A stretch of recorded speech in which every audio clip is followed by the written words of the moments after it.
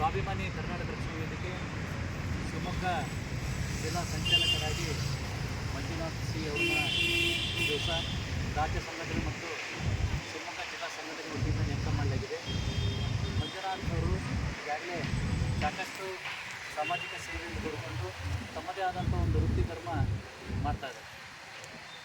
ಈಗಾಗಲೇ ಮಂಜುನಾಥ್ ಸಿ ನೇತೃತ್ವದಲ್ಲಿ ಗ್ರಾಮೀಣ ಮತ್ತು ನಗರ ಮಟ್ಟದಲ್ಲಿ ಏನು ಕೆಲವು ಹೆಸರು ಹೇಳ್ಕೊಂಡು ಅಧಿಕಾರಿ ಹೆಸರುಗಳು ಹೇಳ್ಕೊಂಡು ಏನು ರೊಕ್ಕ ಹೊಡಿತಿದ್ದಾರೆ, ಅದರ ವಿರುದ್ಧ ಸ್ವಾಭಿಮಾನಿ ಕರ್ನಾಟಕ ರಕ್ಷಣಾ ವೇದಿಕೆ ಈ ದಿವಸ ಶಿವಮೊಗ್ಗ ಜಿಲ್ಲಾಧಿಕಾರಿಗಳು ಮತ್ತು ಡಿ.ಸಿ ಅವರಿಗೆ ಮನವಿ ನೀಡಲಾಗಿದೆ.